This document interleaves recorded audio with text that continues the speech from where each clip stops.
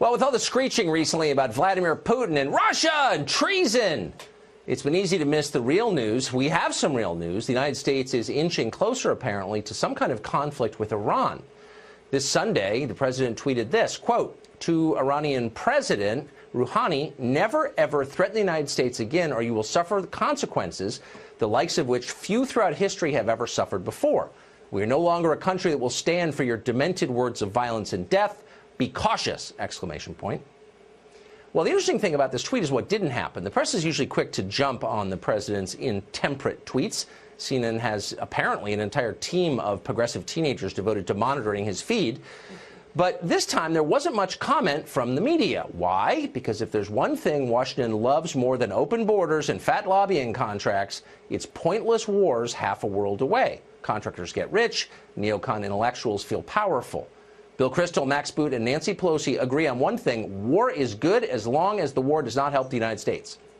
John Bolton finds himself in that camp. A lifelong neocon, Bolton repeatedly has called for toppling the Iranian government again and again, though tellingly he's never suggested what might replace the Iranian government once it's toppled.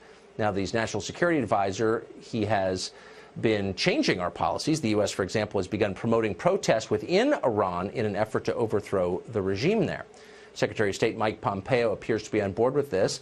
UN Ambassador Nikki Haley definitely is. Here's a recent sampling of her saber rattling on Iran. Watch. Their government has a long history of murdering its own people who dare to speak the truth. The Iranian regime is now on notice. The world will be watching what you do. If you want to come to the table and work on a new Iran deal, we'll be right there to talk to you. But you're not going to threaten us to do it. Iran may have messed with the wrong president here. They absolutely did. Now, some of that is bluster, obviously, but some of it is exactly what it looks like, the groundwork for conflict. We are moving toward, however slowly, some kind of confrontation with Iran. Now, that should worry everybody, but it should especially be of concern to anyone who supported the president. If President Trump decides to go to war with Iran, it will destroy his presidency, just as the Iraq War destroyed the presidency of his Republican predecessor, George W. Bush. Attacking Iran is not like intervening in Libya or Syria, or even like invading Iraq. It entails far greater risk and much higher costs. Geographically, Iran is about 4 times the size of Iraq. It has 3 times as many people as Iraq had when we invaded. Iraq was a divided country along religious lines. Iran is not. It's cohesive. It's a much richer country, too, with a military that has spent many years preparing for a U.S. invasion. It's a formidable force. In 2002, the U.S. military carried out a war game that was widely understood to be a simulation of an invasion of Iran. It went badly. America suffered more than 20,000 casualties in a single day, and officials halted the game. So the question is not, could America beat Iran? Yes, it could. The question is it ready to try? Well, less ready than ever, actually. Compared to 2003, our country is deeper in debt and far more politically divided than it's been since the Civil War. Our military is overstretched, ask anyone in it. Meanwhile, China is much stronger than it was 15 years ago. You can bet the Chinese military will be more assertive than ever when we're tied down in yet another quagmire. Does anyone outside of Washington actually support a new war in Iran? Well, the Saudi royal family does. So do the leaders of other Sunni Gulf states. They see Iran as their greatest rival, and they'd love to have America fight a war against Iran for them. Why wouldn't they? President Trump's own supporters know better than this, though. You'll remember that back in 2016, during the Republican primary debate in South Carolina, Donald Trump was the only person on that stage to call the Iraq War a mistake. He vowed never to repeat anything like that and promised that if elected, he would act only in America's interests. Now, the morons handicapping the debate on television predicted Trump would lose. It was over. Saying that had sealed his fate. And, of course, they were wrong, and he won. Republican voters agreed with him, it turned out. They had a better sense of the truth. A lot of their kids were serving in the military. 2.5 years later, amazingly, the president's advisors are telling him he must abandon that promise. Iran is too important, they say. It's the greatest threat this country faces, despite the fact that virtually every terror attack in America has been inspired not by Iran, but by Iran's Sunni enemies. Doesn't matter. The mullahs are months away from building a nuke, the neocons tell us. Keep in mind, these people have been saying the exact same thing, word for word, for more than a decade. You can look it up on Google. They have no idea what they're talking about. Their track records are embarrassing, disaster after disaster. They ought to be selling timeshares in Maui or doing something useful. Instead, they have more political power than they've ever had. Amazingly, almost to a person, this same group bitterly opposed the president they now work for. They repeatedly attacked him in public, and they attacked him savagely in private. They consider his ideas absurd to this day. They regard the notion of putting America first as morally offensive. They are fully on Bill Kristol's team. In fact, just last week, Kristol was encouraging Nikki Haley to challenge her boss, Donald Trump, for the Republican nomination 2 years from now, in a way that makes sense. If there was ever a swamp in Washington, you are looking at it, the foreign policy establishment. They are working overtime to ensnare the president in a mess in Iran. Let's hope that he understands exactly what's going on. Douglas McGregor is a retired Army colonel, author of the book Margin of Victory, a frequent guest on the show, and he joins us tonight. Colonel McGregor, thank you very much for coming on. Thanks, Tucker. I appreciate it.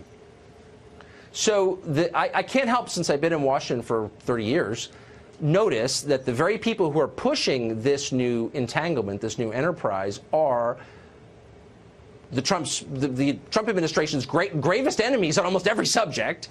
And they are also the same people who predicted outcomes that never came to pass. In other words, they've been wrong again and again and again and again. How do these people still have power?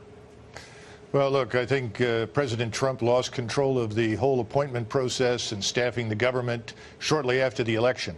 I don't know the details, but he ended up appointing large numbers of people who subsequently brought in their friends, almost all of whom were opposed to Donald Trump and his agenda. But I think it's important to say something about the president's comment, because the president's right. If you look at the Iranian defense establishment, we spend more money on one Ford-class aircraft carrier than Iran spends on its entire military establishment. So if there were a war, it would be a very one-sided affair. But the problem is that wars don't work that way. They tend to move in directions that no one anticipated. Suddenly, people that you would think would otherwise avoid conflict might decide that it's not in their interest to see Iran destroyed. And I'm thinking of Russia, and I'm thinking of China as perfect examples. Why would they stand by and watch us pulverize Iran?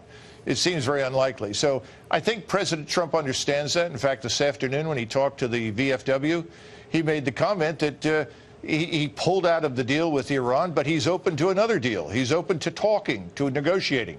He's talked to the Russians, and he's talked to the North Koreans. That seems to have had a positive impact, certainly in Northeast Asia. We don't know what will happen in the future, but I think that's a good sign. So I think dealing with Donald Trump, understand that anyone who threatens the United States with this man in the White House should seek psychiatric care.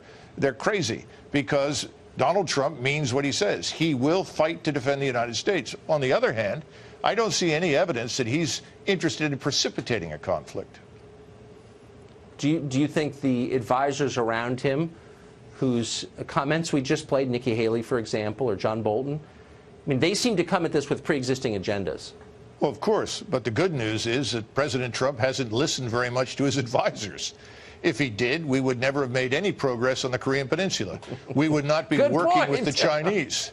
We would never have met with Vladimir Putin. So God bless the president. He doesn't listen to these people. So I'm not too worried about that. The thing that does worry me, though, given some of the comments that are being made, is this red meat on the table for the war lobby. You and I know that there are a lot of people who would welcome conflict with Iran. That's obvious. I think the president needs to watch carefully for the potential for something like the Gulf of Tonkin incident. Many of your viewers may not remember that. It never happened. And we could very well be treated to something like that in the Gulf. We should watch for that. And this is an example of President Trump's comments on fake news. He should not be sabotaged by fake news. I agree. We've seen it happen twice in Syria, twice. Colonel, thank you very much. Great to see you.